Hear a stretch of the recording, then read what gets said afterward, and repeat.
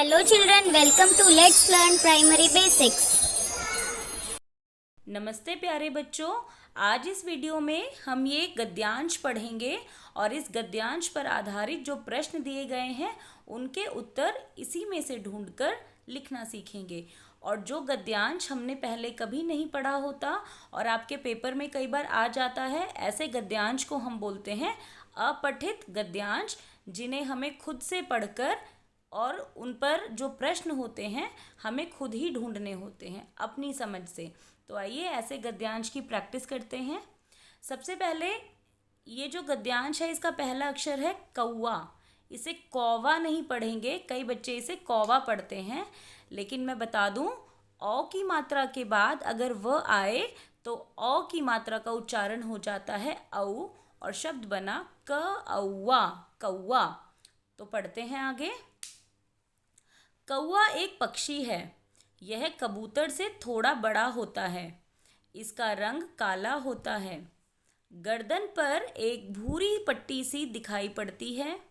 कुछ कौवे एकदम काले भी होते हैं। उन्हें पहाड़ी कौवे कहते हैं। तो जो कौवे पूरे काले होते हैं उन्हें पहाड़ी कौवे कहते हैं। कौवे की दृष्टि बड़ी पैनी होती है। यह गर्दन एक ओर तिरछी करके देखता है।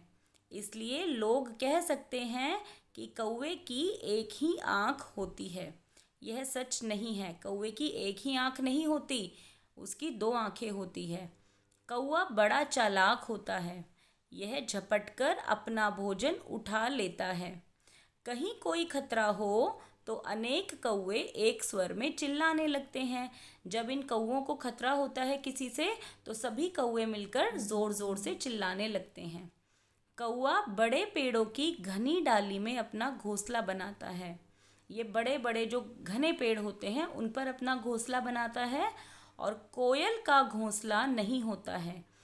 कहते हैं कोयल अपने अंडे कौवे के घोंसले में दे देती है।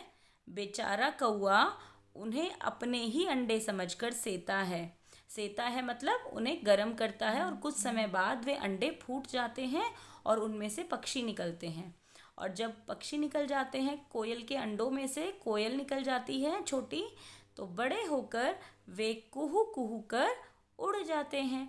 तो ये हमने पढ़ा गद्यांश। अब इस पर आधारित देखते हैं कैसे कैसे प्रश्न हैं, उनके उत्तर हम इसी गद्यांश में से ढूंढेंगे। पहला प्रश्न है, निम्नलिखित रिक्त स्थान की पूर्ति करें। यहाँ पर हमें रिक्त स्थान मतलब खाली स्थान दे रखे हैं, हमें इसमें से शब्द ढूंढकर लिखने हैं।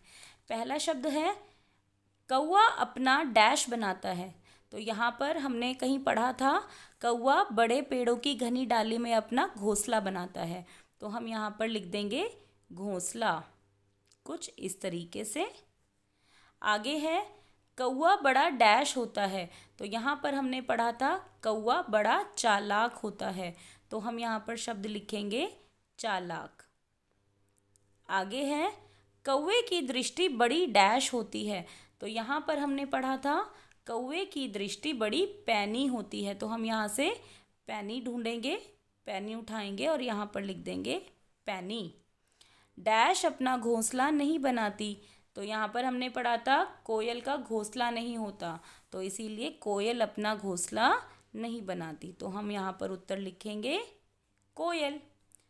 है ना आसान सा, बस हमें समझकर ढूंढना होता है।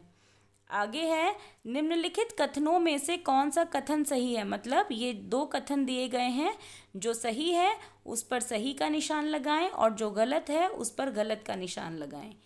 तो यहाँ पर पहला कथन है कोयल अपने अंडे कौवे के घोंसले में देती है। ये हमने यहाँ पर पढ़ा था कि कोयल का अपना घोंसला नहीं होता, वह अपने अंडे कौवे के घोंसले में देती है। तो ये जो कथन हमने यहाँ पढ़ा है ये सही है और हम सही का निशान लगाएंगे।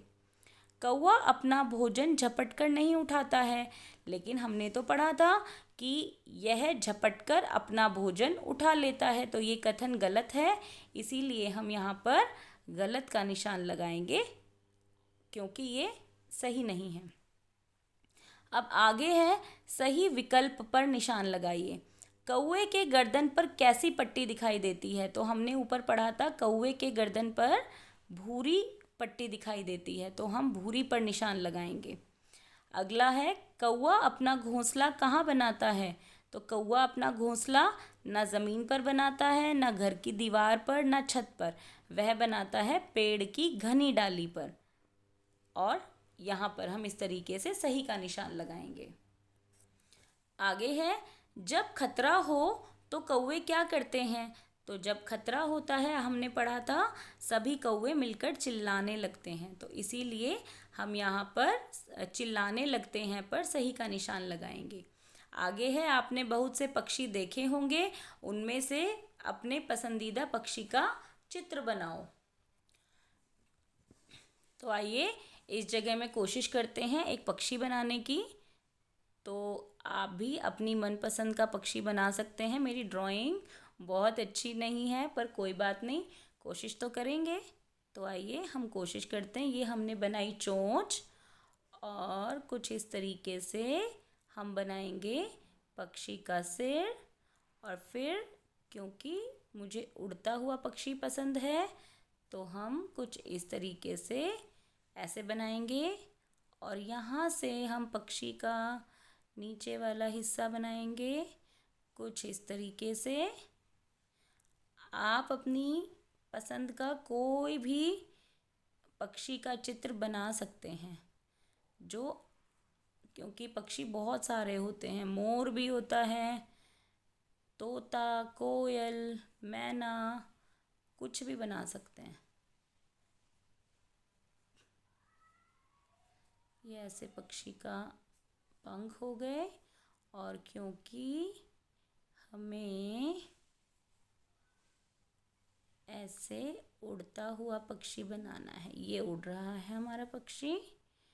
और थोड़ा सा यहाँ से शायद गलत हो गया। गलतियाँ तो सबसे होती हैं बेटा, हम गलतियों से ही सीखते हैं। कुछ इस तरीके से ये हमारा पक्षी उड़ रहा है और ये है हमारे पक्षी की आँख। और अगर अब आप पहचान गए होंगे तो ये पक्षी है हमारा कबूतर, जो कि आपने देखा होगा, सफ़ेद कबूतर है ना, जिसे हम आज़ादी का कबूतर भी बोलते हैं। कुछ इस तरीके से मैंने अपना पक्षी बना दिया है। आप भी अपना पसंदीदा पक्षी बनाइए। और अगर आपको ये वीडियो अच्छी लगी हो या पठित गद्यांश समझ आया हो तो आप वीडियो को लाइक कीजिए, शेयर कीजिए और अगर चैनल पर नए हैं तो सब्सक्राइब कीजिए, क्योंकि बहुत सारी ऐसी वीडियोस हमारे चैनल पर हैं जो आप बच्चों के काम आ सकती हैं और नई नई वीडियोस लेकर हम आते रहते हैं। तो till the next video, keep learning, stay healthy, bye bye.